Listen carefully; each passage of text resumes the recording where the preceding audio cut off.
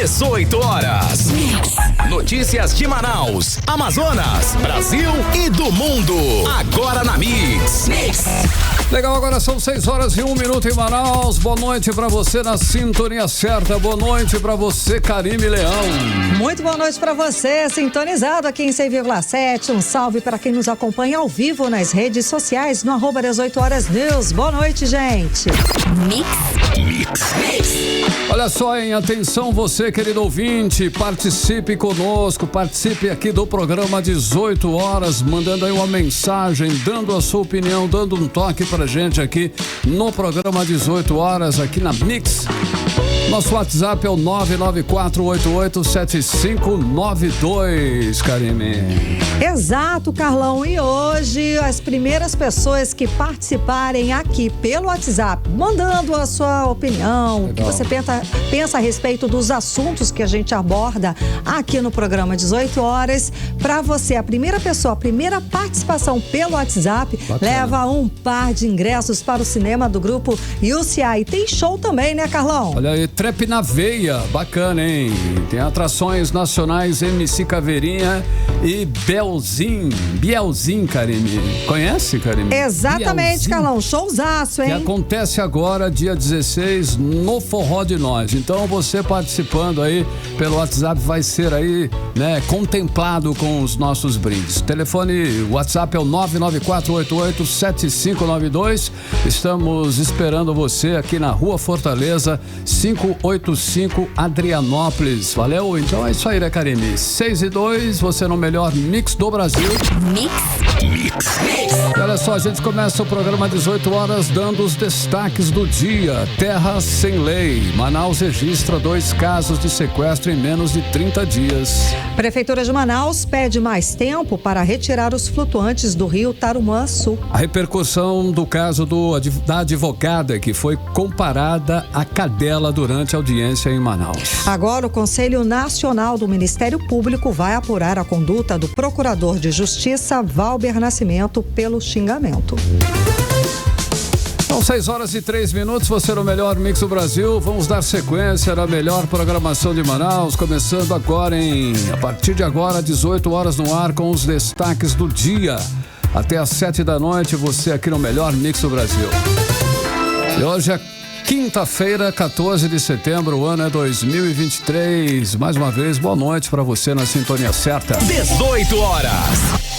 A Polícia Civil divulgou hoje as imagens do cativeiro e dos sequestradores do médico oncologista Fábio Medeiros, que foi levado na noite de terça-feira, dia 12, e resgatado pela polícia ontem, pela manhã, inclusive. O médico passou a noite nas mãos dos sequestradores que pediram R$150 mil de resgate, Karine. Carlão, segundo a polícia, Bruno Brito de Souza, conhecido como Bruninho, Emerson Paulo Coutinho Júnior, conhecido como o Coutinho, e Marcelo de Souza Azevedo, além de Renata Suelen Pereira da Silva, estão sendo procurados, apontados como os responsáveis, os mandantes pelo sequestro. A polícia prendeu outros 4 criminosos envolvidos no crime. O repórter André Meirelles está acompanhando esse caso, conversa ao vivo agora com a gente a respeito do assunto. Muito boa noite, André. Então, o crime de sequestro parece que já está virando moda, infelizmente, rotina cruel aqui em Manaus, não é, André? Boa noite. É isso mesmo, né? Muito boa noite, Karime, boa noite, Carlão, boa noite a você que nos acompanha ao vivo aqui na 100.7. Olha, como diz aí o ditado, né? Pelo andar da carruagem, é exatamente isso que está acontecendo aqui na cidade de Manaus. Em menos de 30 dias, tem aí 2 sequestros registrados que ocorreram aqui na cidade de Manaus. O primeiro, em menos de um mês, foi o de 2 homens que morreram em confronto com a polícia e outros 3 que acabaram sendo presos, suspeito aí do sequestro que aconteceu de um empresário ali no município de Iranduba, aqui no interior do Amazonas. O crime aconteceu no dia 15 de agosto, ali na rodovia AM070. Esse caso é aquele onde a família da vítima foi feita refém. O homem, a esposa e os filhos, de 14 e 18 anos, foram agredidos e ameaçados de morte, inclusive, E após 18 horas de sequestro, os criminosos começaram a pedir dinheiro ali para a família como condição para liberar a vítima. E esse sequestro, que aconteceu aí Foi um dos primeiros em menos de 30 dias. E agora esse que aconteceu na terça-feira, né, do médico aí de 47 anos, que já foi resgatado ontem, após ele ter sido mantido em cativeiro por um grupo de sequestradores. E esse sequestro durou por mais de 10 horas, Karine, Carlão. E a Polícia Civil, inclusive, relata que o médico é um profissional conceituado e mesmo assim ele foi sequestrado pela falta de segurança ali no local e também pela colaboração do crime organizado que tem aqui no estado do Amazonas. A gente vai ouvir agora a fala do delegado-geral adjunto da Delegacia de Polícia Geral aqui da Polícia Civil, Guilherme Torres. Ele explica um pouco ali como é que foi esse resgate e também a conduta do médico, né, o histórico, que ele é um médico de boa procedência. Vamos conferir. De um sequestro de uma pessoa, um médico bem conceituado na sociedade, bem visto, uma pessoa bondosa e que foi vítima desse crime, desse sequestro de maneira covarde. Dizer para vocês que essa atividade da polícia, ela é muito arriscada e extrema no ponto de vista do estresse operacional envolvendo esse tipo de ocorrência. Porém, os nossos policiais, especialmente aqui eu quero voltar a parabenizar o doutor Juan Valério, que coordena essa equipe valorosa da ACORE, conseguiu, aí em pouco tempo, são 2 sequestros que foram resolvidos com 100% de aproveitamento, resgatando as vítimas. 18 horas. A gente ouviu aí a fala do delegado Guilherme Torres, que é delegado aí da Polícia Civil aqui do estado do Amazonas. E ainda segundo a polícia, Karine, Carlão, 4 homens foram presos já, e inclusive em flagrante, por envolvimento nesse crime, né? E outras 4 pessoas estão foragidas, ou seja, 8 pessoas estão envolvidas nesse crime. Os 4 que foram presos foram em flagrante, os outros 4 só coordenaram ali o crime e estão foragidos. E a Polícia Civil divulgou as informações desses foragidos hoje durante uma coletiva de imprensa, né? A gente fala aí sobre o sequestro desse médico que aconteceu na terça-feira. Isso foi à noite, né? Enquanto ele estava saindo de uma unidade hospitalar em que ele trabalhava ali no Parque 10 de Novembro, isso aqui na zona centro-sul de Manaus.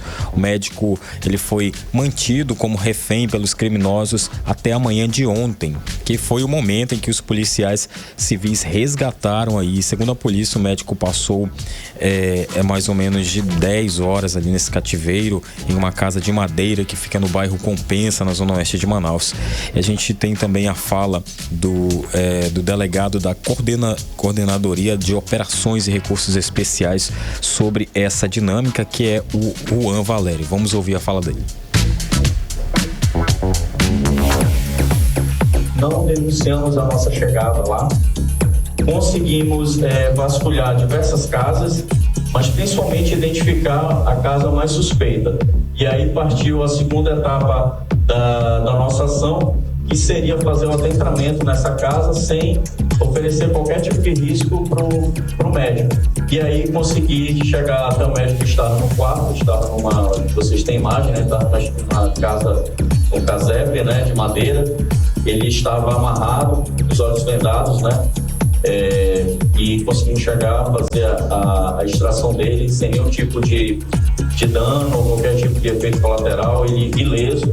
Nessa ação nós não efetuamos nem disparamos nenhum disparo, ou seja, nossa técnica, nosso treinamento foi efetivo e funcionou 100%, porque nosso objetivo principal é extrair. Os indivíduos vão continuar sendo presos, vão continuar sob investigação e a ação foi exitosa nesse sentido. 18 horas.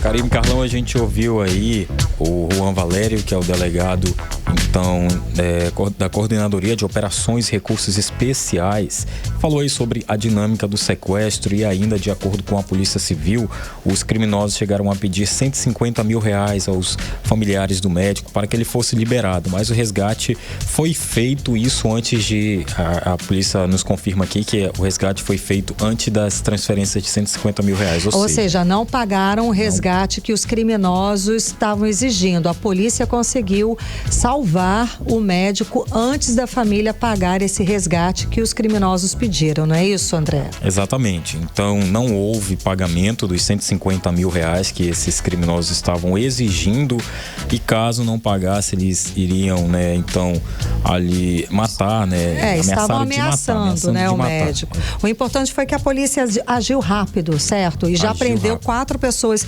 Parece que uma delas, inclusive, era o porteiro do hospital onde o médico estava saindo do plantão. Sim, é o Odenir, inclusive, ele já está preso. Ele que escolheu, inclusive, a vítima, não é isso? Isso. A história é essa que a polícia confirma. Ele trabalhava no hospital como porteiro e, segundo informações da polícia, o Odenir informou que ele estava devendo cerca de R$7 mil para o tráfico de drogas no bairro da Compensa, e em um determinado dia pediram para que ele entregasse uma vítima lá do hospital para que ela pudesse ser roubada, e foi a ocasião em que ele apontou o médico como alvo, né? A gente tem a fala, inclusive, que é o delegado Ricardo Cunha, que é o titular da delegacia especializada em homicídios e sequestros. Ele vai falar um pouco como é que foi essa dinâmica. Vamos conferir Ricardo Cunha.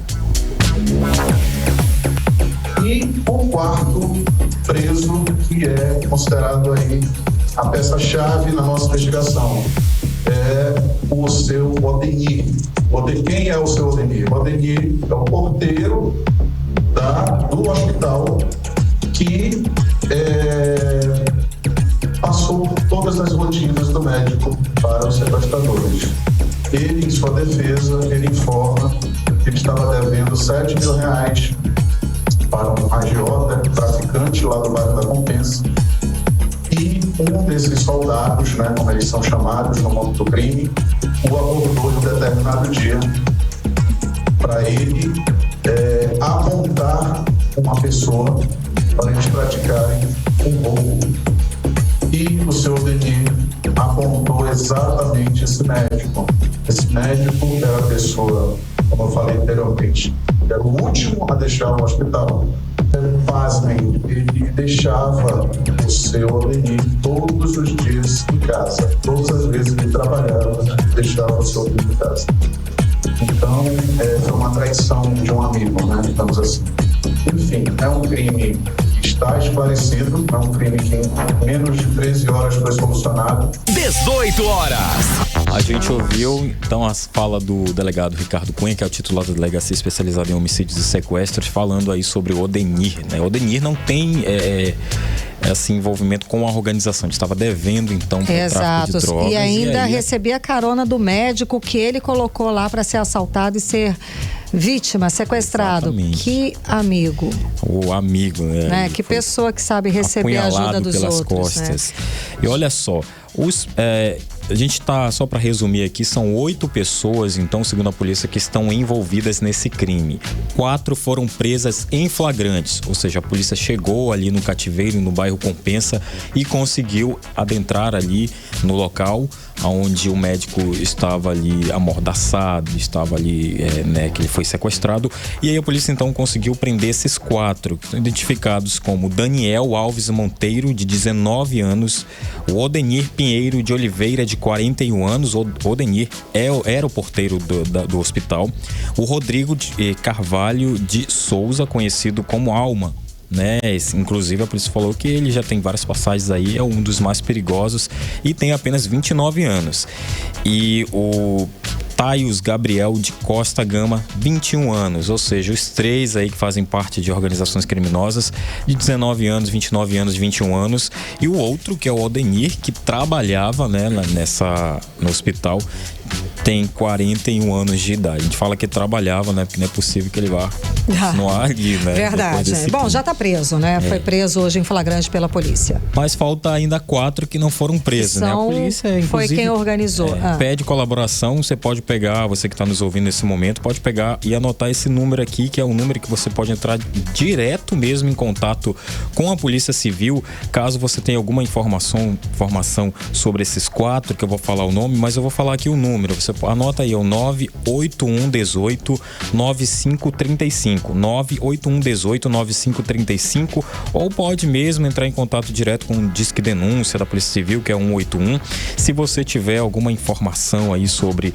Bruno Brito de Souza, conhecido como Bruninho, Emerson Paula Coutinho Júnior, conhecido como Coutinho, Marcelo de Souza Azevedo e Renata Suelen Pereira da Silva. Esses estão sendo procurados por envolvimento nessa ação criminosa. Karime, Carlão. Valeu. Obrigada pelas informações, André Meirelles. Boa noite.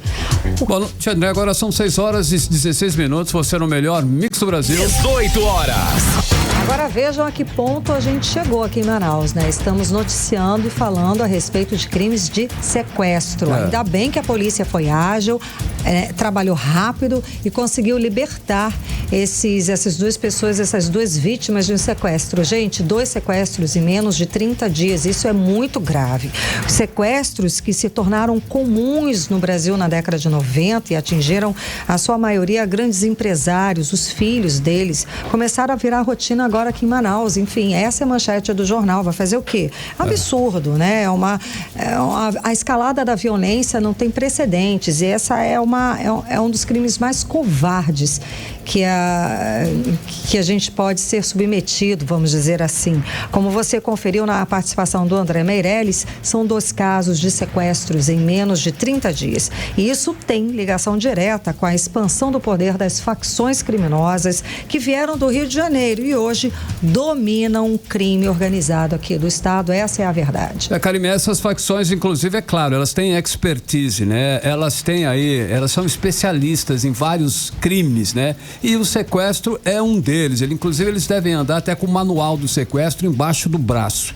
O que a polícia tem que fazer agora é agir fortemente, desarticulando essas quadrilhas de forma imediata, impedindo que eles recebam o pagamento do resgate. Tem que realmente sufocar para que essa prática de crime não se torne, né, uma rotina, não se torne podemos dizer o quê? Uma epidemia, né? Exatamente. Então, agora, aí tem que entrar o quê? A inteligência, tem que entrar aquele serviço, aquele trabalho da polícia de antever a ação, de conseguir evitar futuros sequestros e não trabalhar num sequestro que já aconteceu. Claro, sucesso, maravilha, é isso aí.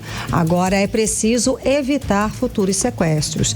E o que fica cada vez difícil, a gente sabe, porque com a popularização do Pix, os sequestros, principalmente os sequestros relâmpagos, estão se espalhando no país. A gente lembra, há pouco tempo, foi acho que em fevereiro desse ano, o sequestro lá no estacionamento do Shopping Ponta Negra, da mulher que foi sequestrada, foi um sequestro relâmpago e fez aí as transferências por Pix. Pessoas da classe média são sequestradas e só são liberadas depois que os criminosos conseguem receber todo o dinheiro da conta corrente ou usar todo o saldo, todo o crédito do cartão de crédito da pessoa.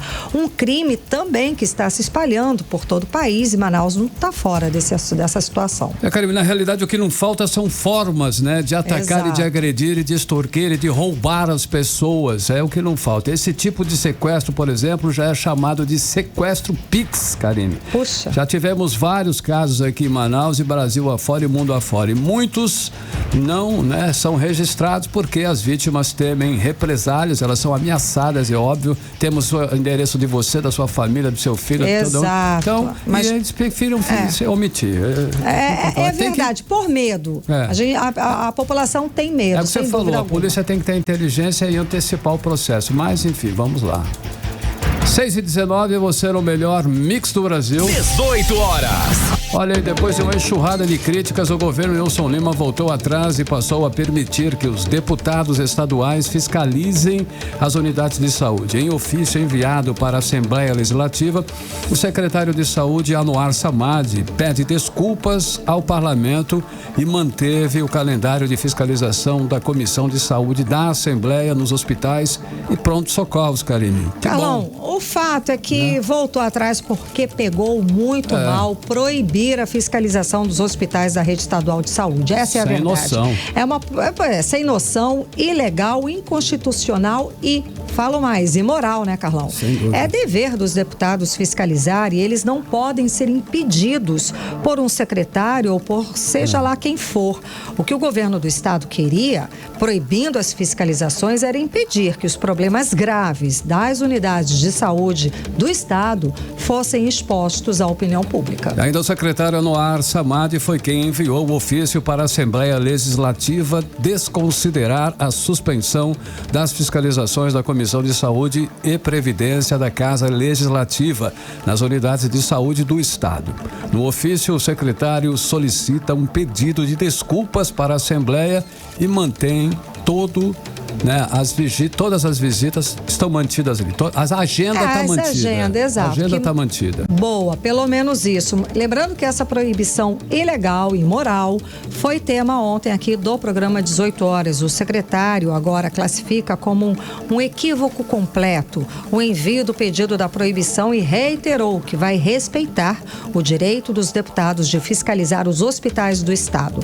Só voltou atrás, Carlão, na boa, depois da repercussão negativa das inúmeras críticas que recebeu com essa proibição. Um caminhão de crítica. Olha só, vale lembrar que a proibição das fiscalizações foi assinada no dia 6 deste mês pelo secretário executivo da Saúde, Elhane Kenta, depois de divulgação de vídeos mostrando pacientes esperando atendimento no chão, superlotação nas enfermarias, falta de remédio e equipamentos para exames. Uma situação de caos que é inclusive comum, né, na rede hospitalar do estado. O secretário executivo alegou que os pacientes e servidores estavam sendo expostos sem consentimento. Vou só falar um detalhe aqui a respeito dessa afirmação do subsecretário, tá? Que as imagens feitas durante a fiscalização recebem sim o consentimento do paciente e do acompanhante para que o material possa ser veiculado. Então isso... Eles mesmos fazem exatamente. Filmam. Então essa desculpa aí não rola, eles publicam, tá? Isso. Não colou. Bom, o que a gente espera agora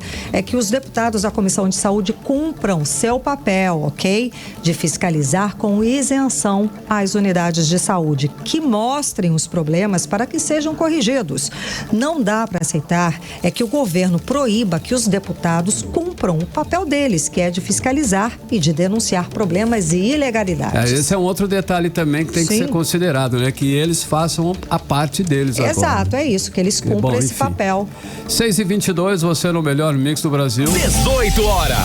Olha só, alegando aí o período de vazante e falta de dinheiro, a Prefeitura de Manaus pediu que a Justiça do Amazonas conceda mais tempo para retirar os flutuantes lá do Rio Tarumã-Açu. É uma novela aí, né, que tá se desenrolando. Tá, né? Lá, né? Ainda. Bom, o pedido, Carlão, foi enviado para o juiz Moacir Pereira Batista, que foi quem determinou a retirada de todas as estruturas flutuantes do Lago Tarumã-Açu até o dia 31 de dezembro deste ano.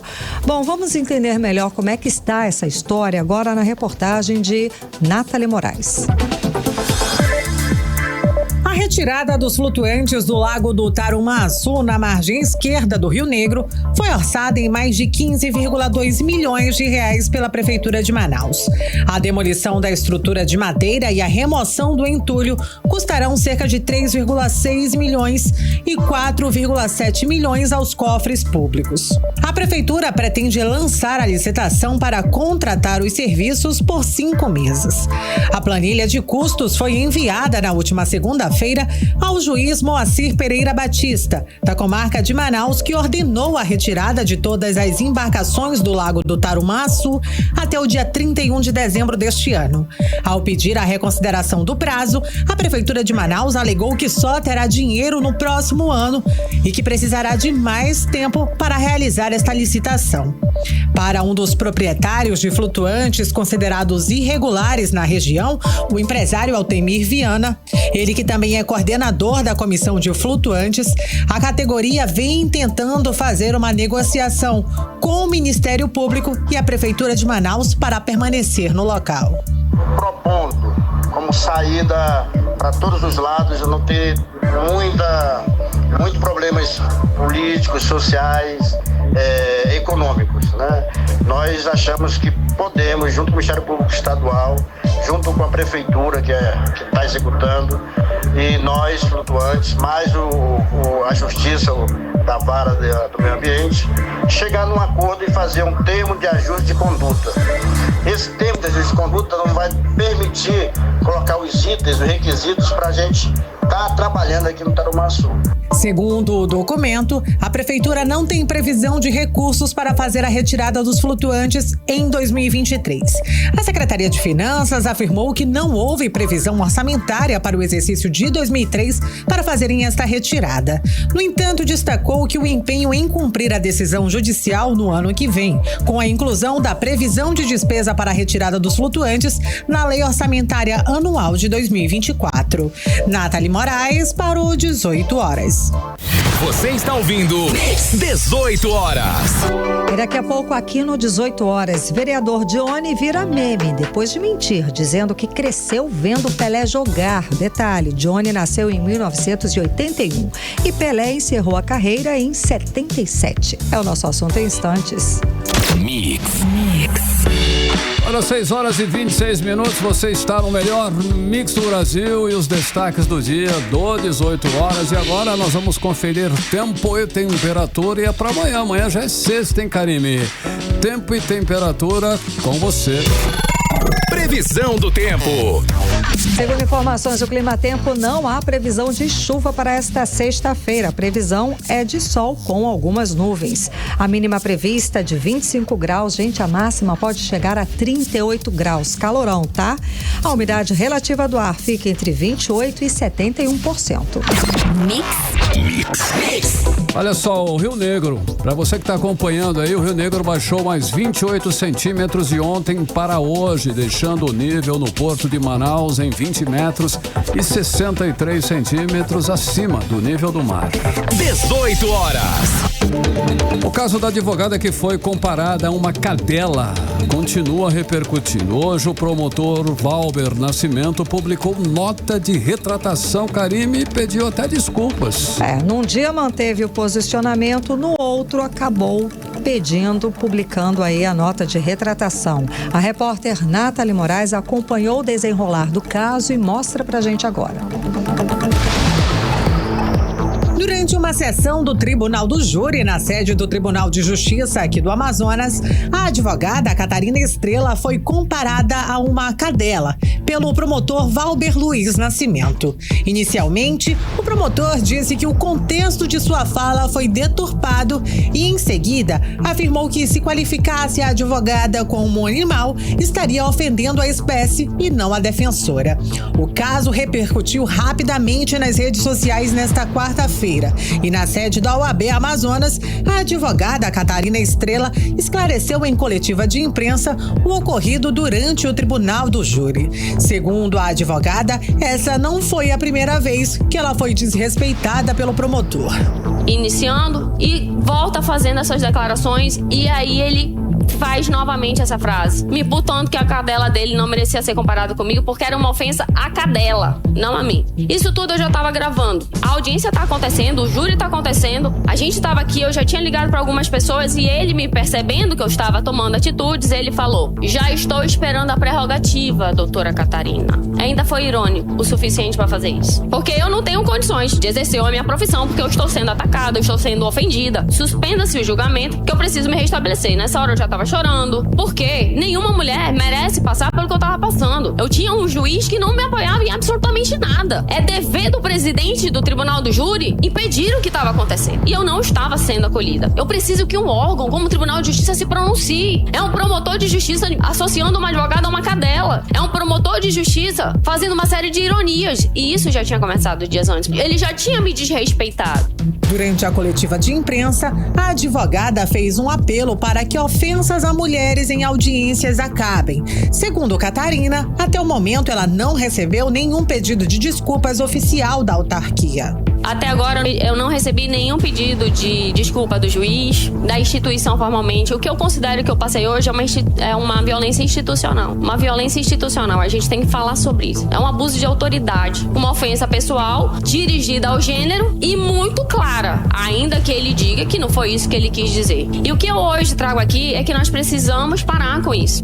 O tribunal precisa, e hoje o tribunal tem uma presidente mulher, precisa tomar conhecimento do que acontece, até porque eu não sou a primeira vítima do Valber. Já o promotor de justiça, Valber Luiz Nascimento, afirmou que a advogada Catarina Estrela deturpou suas palavras com o objetivo de tumultuar e anular o julgamento dos réus acusados de uma tentativa de homicídio contra uma mulher que sofreu assédio no emprego e por isso foi demitida. Segundo o promotor de justiça, a comparação feita entre a advogada e uma cadela foi para chamá-la de desleal. Ela levantou suspeita, e foi desleal com o juiz-presidente, porque num determinado momento lá ela teria dito que os jurados estavam conversando, quebrando a incomunicabilidade, e o juiz da excelência, eu não vi nada disso.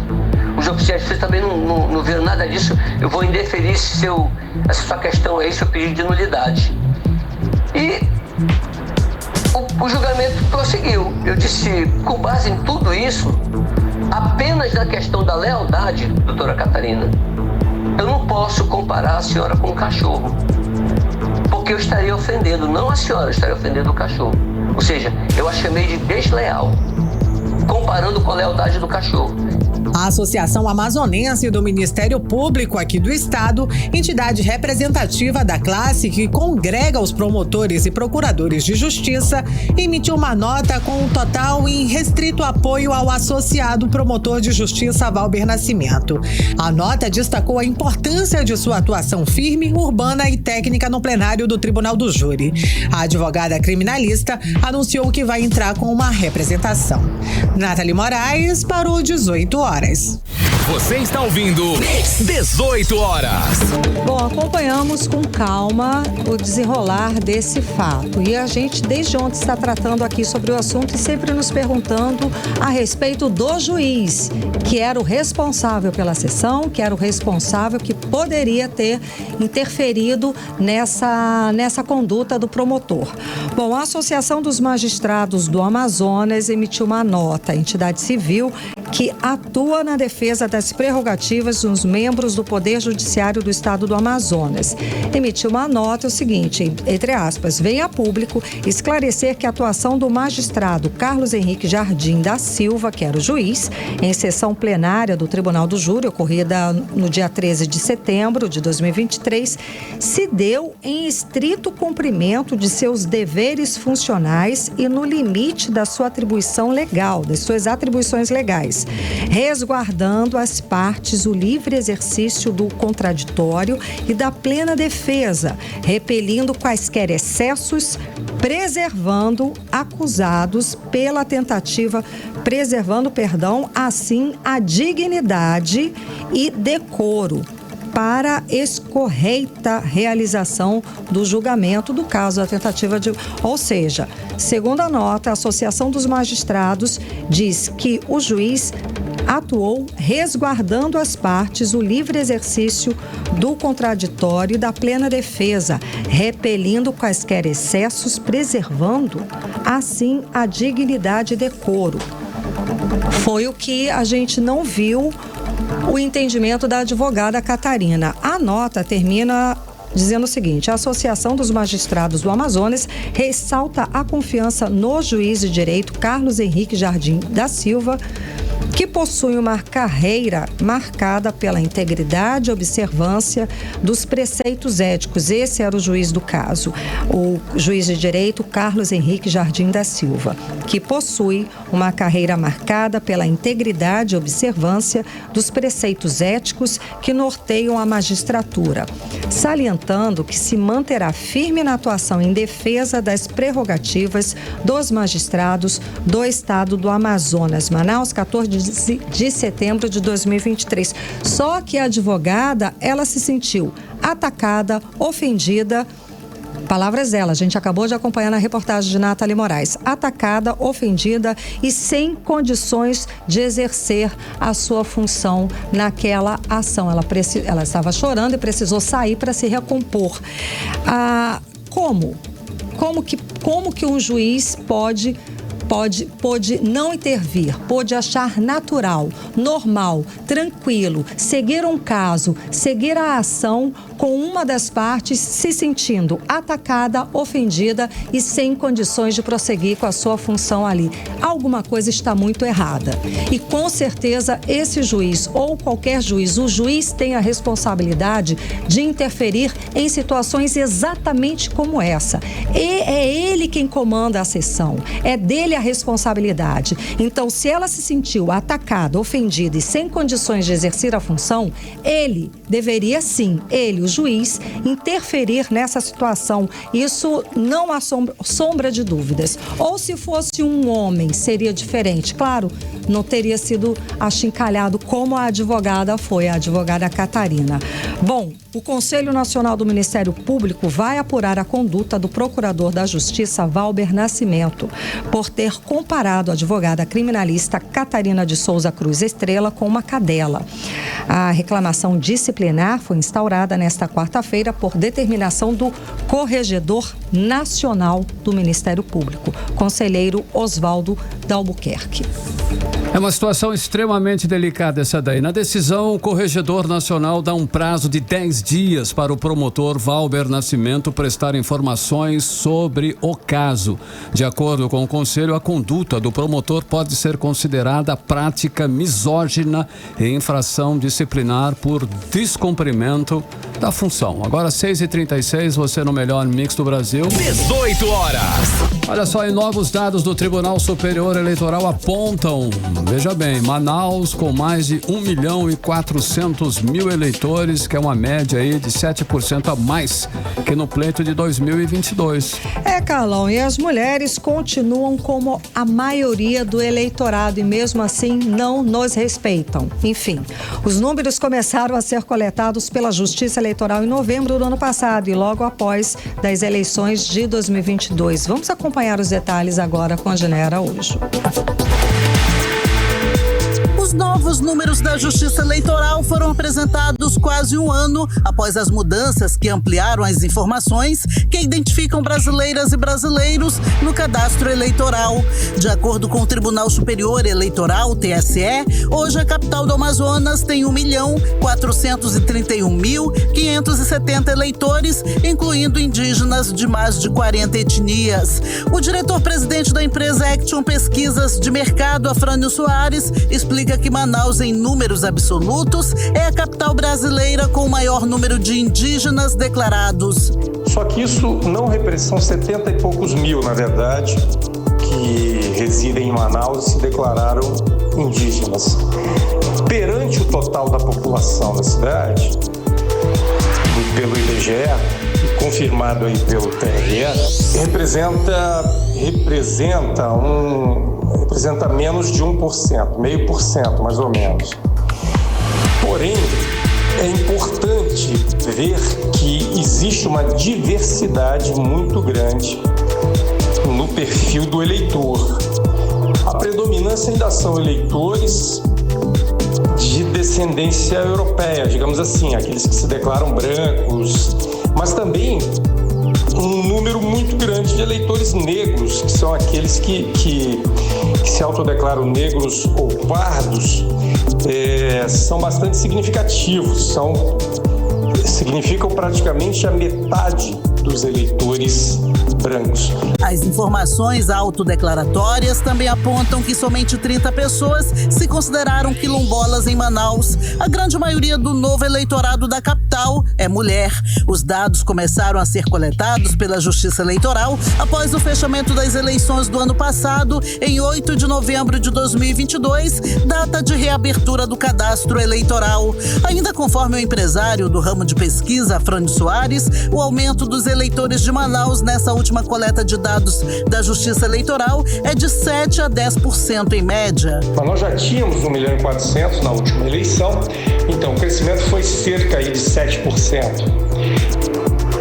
considerando a última eleição para prefeito, que era 1.300.000 e pouco, agora está 1.440.000. Aliás, 1 milhão era quase 1.400.000, 1.396.000, se não me falha a memória, e agora alcança 1.448.000, tem um pouco mais de 10% aí de variação. É uma variação que deve continuar acontecendo. Não acredito que vai explodir, nós venhamos a ter um número maior do que isso, assim como também não acredito que vá decrescer. Por esses números da Justiça Eleitoral, o país tem hoje mais de 2 milhões de eleitoras e eleitores que se autodeclararam pardos, quase 1,5 milhão se identificaram como brancos, 526.746 se autodeclararam pretos, 37.925 disseram ser amarelos e 37.681 informam ser indígenas. O 18 Horas tentou ouvir também o Tribunal Regional Eleitoral no Amazonas sobre os novos números do eleitorado no estado, mas até o fechamento da reportagem eles não enviaram resposta. Odinei Araújo para o 18 Horas. Você está ouvindo 18 Horas. Agora em Manaus, 6h40. Chegou a hora da gente conferir os bastidores da política local, da política amazonense, com Cíntia Blink, que já está aqui com a gente. Cíntia, muito boa noite. Então, temos vereador que virou um meme ao mentir, dizendo que viu Pelé jogar.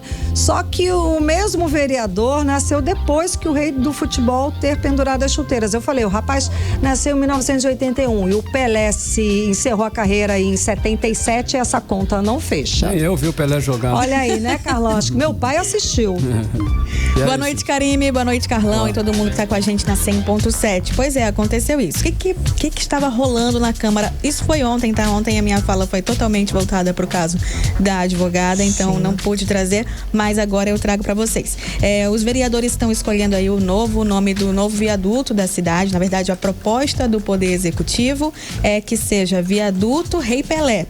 E aí, os vereadores discordaram. A oposição disse que não deve ser Viaduto Rei Pelé, porque tem que prestigiar alguém aqui de Manaus, alguém do Amazonas. E aí, na discussão, teve toda uma defesa a base falando, a oposição falando. E na defesa, um vereador foi e soltou a seguinte pérola. Vamos ouvir. Sabemos que o nome Pelé, conhecido no mundo inteiro, nos trouxe grandes alegrias. Eu, quando eu era criança, eu torci muito pelo Pelé. Vereador Johnny, eu quero aqui dizer que Vossa Excelência está muito bem. Eu imaginava que você fosse muito mais novo. Você não conseguiu ver o Pelé, torcer pelo Pelé quando eu era jovem. Vossa Excelência realmente está muito bem. 18 Horas. Você ouviu aí o vereador Johnny Carvalho, ele que nasceu em 1981, Pelé se aposentou em 1977, então quando ele fala que teve muitas alegrias aí, que viu jogar, torceu pelo Pelé, fica um pouco complicado, ele declaradamente mentiu, foi batom na cueca, né? E quem você ouviu falando ali que você está muito jovem, você está muito bem, é o presidente da casa, presidente da Câmara Municipal de Manaus, vereador Caio André, que fez piada com a situação. Claro que a gente ri, faz piada porque é ridículo, é cômico, mas também é preocupante, porque olha como é que funciona, né? Olha o nível dos nossos vereadores. Exato, é triste, gente. Eleitor, quem que a gente está colocando lá para nos representar, gente? Karime, Carlão. Ei, Cintia, olha só, o senador Omar Aziz criticou a falta de segurança nas nossas fronteiras e ainda criticou, a atuação dos militares do Exército. Olha aí, isso, Omar Aziz estava aqui em Manaus por causa das novas lanchas blindadas que vão aí fortalecer a proteção no Rio e na capital e no interior, que foram apresentadas à Secretaria de Segurança. Ele foi responsável pela emenda de mais de 9 milhões para a aquisição dessas embarcações. E durante essa ocasião estava lá o senador Omar Aziz, o governador Wilson Lima, o vice Tadeu de Souza, e Omar Aziz aproveitou aquele momento para criticar. Ele falou: temos 20 mil homens no Comando Militar do Amazonas que não fazem absolutamente nada. E a responsabilidade das fronteiras é do governo federal, não estadual. Então, isso que eu estou falando de uma coisa lógica, esse trabalho deveria ser feito em conjunto. Então, ele critica aí que há esse efetivo do CMA e que não estão na fronteira, enfim. É uma crítica que é muito dura, mas eu acho também ela um pouco perigosa, porque se a gente fala 20 mil homens que não estão fazendo nada em uma repartição pública, o Congresso tem 513, né, deputados, 81 senadores que estão devolvendo pra gente o quê? E se a gente for fazer essa mesma comparação com uma série de outros lugares, o quanto que está tendo de resposta. Mas claro que ao mesmo tempo a gente deve sim olhar para a fronteira e entender como é que isso está sendo cuidado. Mas essa foi a crítica que veio do senador. Pois é, mas ele poderia antes ter passado lá para ter uma aula aí do Comando Militar do Norte para saber como que trabalha o efetivo militar nas fronteiras do estado do Amazonas. A gente não sabe como é, até onde o senador conhece esse assunto. É o que me falta, é que faltou conhecimento. Né? Outro ponto desse encontro é que a gente tem aí Omar Aziz e o Wilson Lima juntos. Vamos lembrar que 2026 está logo aí, eu estava o tempo todo falando de 24, mas agora eu tive que falar de 26. Por quê? Existe uma intenção, nos bastidores isso é muito claro, de senador vir para o governo, assumir o governo do Amazonas, senador Omar Aziz. Ao mesmo tempo, a gente tem o Wilson Lima ensaiando vir para o Senado, também em 2026. Então, será que a gente está vendo uma aliança? Aí foi uma mera entrega, uma cerimônia, ou há uma conversa, esse plano de fundo nessa conversa aí entre os dois? Karime, Carlão. Blink, seguinte, na Câmara Municipal de Manaus, o debate foi sobre a vida útil da frota dos ônibus aqui da cidade, é isso mesmo? É isso que acontece. O vereador Eduardo Bessa, ele fez um projeto para que reduza o tempo, a frota obrigatória de 25% para 10% e aumente o tempo de vida útil médio de 6 anos para 7 anos. Boa. Então, para quem não anda de ônibus, deve ser, porque a justificativa que ele dá para isso os ônibus estão mais tecnológicos, estão entregando mais, então eles têm um tempo de vida útil maior e a malha viária de Manaus, ela tá melhor hoje em dia, então por isso é possível deixar o ônibus mais velho rodando, aumentar aí essa idade para 7 anos e diminuir o número de renovação de 25% não precisa, deixa só 10% porque está atendendo a população com segurança e de forma satisfatória. Não sei em que cidade isso que eu ia falar, falta perguntar para a população que pega ônibus para ver se está tão satisfatório assim, né? Exatamente. Outra questão. Foi aprovado, tá? Isso foi aprovado em primeira discussão com um voto contrário dos vereadores de oposição que a gente conhece, Rodrigo Guedes, William Alemão e Carpê. Agora vai para a terceira comissão de finanças, então ainda está na Câmara e aí vai voltar para o plenário e do plenário irá para a sanção do prefeito. A gente percebe que na Câmara não vai haver nenhuma dificuldade dessa matéria passar. E é assim que eu encerro. Eu trago mais informação na manhã. Amanhã, sexta-feira. Obrigada pelas informações, Cíntia. Boa noite. Até amanhã. Valeu, Cíntia. 6h47. 18 horas. E vamos direto para Brasília conversar com o nosso correspondente, Carlão, jornalista Carlos Eduardo Matos. Cadu, boa noite, Cadu. Seja bem-vindo. Então, apenas um deputado da nossa bancada votou contra a mini reforma eleitoral que facilita o uso do Caixa 2 e a compra de votos. Cadu, explica pra gente. Boa noite. Isso mesmo, Karime. Boa noite para você, minha querida. Boa noite, Carlão. Boa noite, ouvintes do programa às 18 horas. Karime, como você disse, só o deputado Amomandel votou contra a mini-reforma eleitoral. Mini-reforma é um nome fofo, viu? Porque de mini não tem nada. Na verdade, é uma bomba que recai sobre o processo eleitoral brasileiro. Essa tal mini-reforma, Karime, principalmente, ela abre brecha para reduzir os repasses do fundo eleitoral para as candidaturas de mulheres e negros. Vale lembrar, Karime, que a igualdade de chances, a igualdade de oportunidades, de valores a serem investidos, né, a essas minorias, sempre foi uma luta desses grupos, né, das mulheres, dos pretos, enfim, e que agora essa luta pode ir toda por água abaixo com essa mini-reforma. Outro ponto, Karime, é que a mini-reforma, ela permite que a pena do candidato cassado por crime eleitoral ela seja convertida em multa de até R$150 mil. Inclusive, a pena para crimes de compra de voto pode ser abrandada também com multa em dinheiro. Então, e vem mais, viu? Tem muito mais aí nessa história. É outro ponto polêmico, Karine.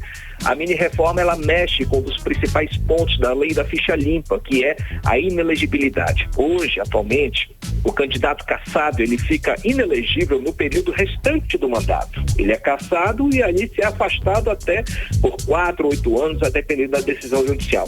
Com essa nova regra, se ela for sancionada, a inelegibilidade conta a partir da perda do mandato. Ou seja, muito menos tempo, a gente vai perceber uma injustiça em vários casos. Então, lei da ficha limpa para quê, né? Então, é o mesmo pode acontecer se o candidato for alvo de impeachment ou de processo de quebra de decoro parlamentar. O que foi aprovado aqui ontem e hoje, Karine, é o afrouxamento das leis eleitorais. Vai valer tudo ou quase tudo. Se for pego, apreendido, preso, processado, as penas são mais brandas. É assim que o jogo pode ficar se a mini-reforma ela for aprovada e sancionada. E como eu disse, Karine, como você disse também, né? O deputado Amon Mandel, ele votou contra. Ele foi o único da nossa bancada. Os demais deputados votaram sim a essa mini-reforma. E eu conversei com ele agora à tarde, com o Amon Mandel. Ele explicou pra gente por que ele votou contra essa mini-reforma. Então vamos ouvir o que ele disse. Além de flexibilizar as políticas de inclusão na Câmara dos Deputados de cadeiras para mulheres e outros representantes de minorias socialmente falando, essa mini-reforma, que de mini não tem nada, estabelece ali alguns critérios na sua discussão que enfraquecem a questão da lei da ficha limpa, dentre outras questões. E por esse motivo, nós temos ali a emenda de número 31 de minha autoria para endurecer os critérios ali contra a compra de votos, caixa 2 e todo esse tipo de coisa. Infelizmente, a maior parte dos deputados está contra e parece querer, na verdade, afrouxar essas regras e facilitar caixa 2, compra de votos e assim por diante.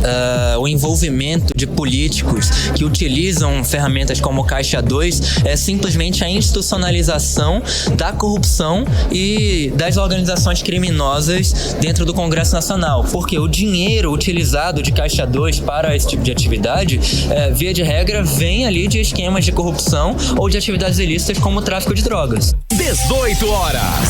Aí o posicionamento do deputado federal Amon Mandel sobre como ele votou, que ele votou contra a mini-reforma eleitoral que facilita o uso do Caixa 2 e a compra de votos. Agora, Cadu, mudando de assunto, hoje foi um dia tenso, foi um dia de réu lá no Supremo Tribunal Federal, foi dia de sessão, que condenou o segundo réu dos atos do dia 8 de janeiro. O segundo réu foi condenado a 14 anos de prisão. Não é, Cadu? Conta pra gente como é que foi hoje o dia de julgamento. É isso mesmo, Karine, o STF concluiu o dia de hoje encerrando aí o segundo julgamento de réus nesse processo dos atos golpistas criminosos de 8 de janeiro. O segundo condenado foi o Tiago Matar. Ele tem 43 anos, é morador da cidade de Penápolis, São Paulo. E como você disse, ele foi condenado a 14 anos de prisão. A história dele é a seguinte, ele estava acompanhando, né, acampado, digamos assim, em frente a um quartel do Exército na cidade de São José do Rio Preto. E ele foi convidado para vir a Brasília de ônibus, de graça, para somar a outros manifestantes para um grande ato que iria acontecer. E chegando aqui, ele acabou participando da depredação e ele foi preso em flagrante. O Tiago foi condenado por 5 crimes, por abolição violenta do Estado Democrático de Direito, golpe de Estado, dano qualificado, deterioração do patrimônio tombado, enfim. Esse julgamento está concluído e informando que o julgamento de ontem do Aécio, né, foi concluído hoje. Ele foi condenado aí a 17 anos de prisão, além de multa de 30 milhões de reais por danos morais coletivos. Agora, Carlão e Karine, acabou que esse julgamento está tomando a atenção dos brasileiros, viu? Está todo mundo vidrado, acompanhando os debates, o bate-boca entre advogados, entre os ministros, está fomentando essa polarização política que a gente está vivendo. Está melhor que Netflix, viu? Hoje a treta foi entre os ministros André Mendonça e Alexandre de Moraes. O André Mendonça, ele disse que não sabe como é que os prédios foram invadidos, sendo que há uma segurança muito forte. E ele quis insinuar, na hora do julgamento, que havia uma combinação. E aí o Moraes pescou na hora. Ele respondeu, estava combinado sim, tanto que tem 5 coronéis da PM presos. E aí, no meio do diálogo, o Moraes ficou enfurecido com o colega. Vamos ouvir essa treta um pouquinho. Sabemos nós dois que o ministro da Justiça não pode utilizar a Força Nacional se não houver autorização do governo do Distrito Federal, porque isso fere o princípio federal. Não em relação aos prédios federais. Mas não em relação à Praça dos Três Poderes. Mas em relação às edificações federais, ele pode e deve com fazer. todo respeito, Vossa Excelência, querer falar que a culpa do 8 de janeiro foi do ministro da Justiça. Vossa Excelência que está dizendo isso. É um absurdo. Vossa Excelência está dizendo isso. 5 comandantes estão presos. Muito embora eu queria e o Brasil quer ver esses vídeos do Ministério da Justiça. O ex-ministro da Justiça que sucedeu Vossa Excelência fugiu para os Estados Unidos. Fugiu. Eu sou advogado de ninguém. E jogou o celular dele no lixo. Eu não sou advogado e foi preso. Ninguém. E agora Vossa Excelência Vossa Excelência vem no plenário do Supremo Tribunal Federal, que foi destruído, para dizer que houve uma conspiração do governo contra o próprio governo. Tenha dó. Não coloque palavras na minha boca. Tenha dó. Não coloque palavras na minha boca. 18 horas. A gente acompanhou os ministros do Supremo Tribunal Federal, Alexandre de Moraes e André Mendonça, em discussão durante o julgamento de hoje da ação penal dos atos de 8 de janeiro. Foi assim, tá sendo palco, enfim, realmente está melhor do que Netflix, né? Agora é tristeza porque é a nossa realidade política brasileira. É a nossa série, né? É a nossa série. Série da nossa vida. Exato. Cadu. Falaram certinho, é a nossa série, né? Tanto que a mini-reforma eleitoral passou, ninguém viu, ninguém está acompanhando essa história, né, Karine? Acabou que essa mini-reforma ela vai passar no Senado, ninguém vai protestar, ninguém vai falar com os parlamentares, ninguém vai protestar. Mas lá na frente vão reclamar. E aí o tempo passou, né, minha querida? Sem dúvida. Volto com vocês, Carla e Karine. Valeu, Cadu. Obrigada pelas informações, Cadu. Boa noite, até amanhã. Um abraço, gente. Tchau, tchau. Até amanhã. 6h56, você no melhor mix do Brasil. 18 horas. É só hoje quarta, hoje é quinta, olha aí, Karine. Vamos conferir os assuntos do cinema com Caio Pimenta. Olá, eu sou Caio Pimenta do Cine7 e chegou a hora de conhecer os filmes que estream em Manaus neste fim de semana. O mais legal é que tem atrações dos mais diversos gêneros para todos os gostos. O principal destaque fica por conta do retorno do maior detetive da história do cinema. Em A Noite das Bruxas, o Hercule Poirot, interpretado novamente pelo Kenneth Branagh, está em Veneza, onde irá investigar o assassinato de uma garota ocorrido em um palácio mal assombrado. O elenco traz muitas estrelas, entre elas Tina Fey, Jamie Dornan e a oscarizada Michelle Yeoh. Já para quem quer perder o fôlego nas telonas, adora aquelas produções claustrofóbicas, o próximo filme é ideal. Sem Ar acompanha duas irmãs que vão mergulhar em uma área remota. Uma delas, porém, acaba presa em uma rocha. Desta forma, elas terão que correr contra o tempo antes que o oxigênio termine. A Lília Cabral está de volta em mais uma comédia do cinema brasileiro. A comédia Tire 5 Cartas traz a atriz interpretando uma taróloga que enrola os clientes com a ajuda do marido. Tudo muda quando um valioso anel roubado vai parar nas mãos dela. Para fugir dos bandidos, a anti-heroína viaja para a terra natal lá no interior do Maranhão e vai viver uma aventura pra lá de engraçada. Já se você é romântico, quer curtir o Cinema 2, tem um novo filme da série After. Para Sempre mostra a versão do Harding, pouco antes de conhecer a Tessa e encararem todo o relacionamento turbulento. A produção promete ser o capítulo final da história iniciada em 2019. E claro que tem que ter o Casarão de Ideias, o cinema de rua do centro de Manaus, que traz como grande atração um clássico do cinema que completa 20 anos e retorna em versão remasterizada. Ganhador do Grande Prêmio do Júri do Festival de Cannes em 2004, Old Boy retorna aos cinemas de Manaus neste fim de semana. Dirigido pelo Park Chan-wook, a história acompanha um homem que foi misteriosamente encarcerado por 15 anos. Quando acorda, ele descobre que a mulher foi assassinada e ele é o principal suspeito. Quando ele é finalmente libertado, ele vai ter 5 dias para descobrir uma verdade pra lá de mórbida. É isso, como eu disse, opções de bons filmes não faltam e para todos os gostos. Eu fico por aqui e volto na semana que vem, no 18 horas, com mais cinema. Até lá, tchau. Você está ouvindo 18 horas. 6h59, quem participou do nosso WhatsApp, Karime? Bom, quem participou e levou um par de ingressos para os cinemas do grupo UCI foi Ulisses Viana, do Santa Etelvina, que mandou mensagem dizendo que gosta muito do 18 horas e ele sempre se mantém informado com os destaques do dia. Também participou e ganhou um par de ingressos para os cinemas UCI, a Milena Maranhães, da Cidade de Deus. Comentou: desejo a todos um ótimo início de noite. 18 horas. Agora 7 horas em ponto, seguimos direto para o Editorial 18 horas. Editorial 18 horas. Uma boa notícia para a região norte foi anunciada ontem. A Agência Nacional de Energia Elétrica, a ANAEL, prepara um estudo sobre as tarifas de energia no país. O estudo pretende reduzir distorções tarifárias entre as regiões do Brasil. E isso significa reduzir tarifas nas regiões norte e nordeste. Nas duas regiões, as tarifas de energia estão entre as mais altas do país. Em alguns casos, inclusive, chegam a ser o dobro do observado no sul e no sudeste. O estudo técnico, quando ficar pronto, será apresentado ao Congresso Nacional. E é lá que os parlamentares da região deverão atuar para que os resultados cheguem às contas de luz, fiquem mais em conta. E a população deve cobrar o estudo de equalização das tarifas de energia prometido pela ANEEL. 18 horas. 7-1, Karime. Valeu. Boa noite, um beijo. Até amanhã. Boa noite. Você ouviu 18 horas. As notícias do Brasil e do mundo. De volta amanhã.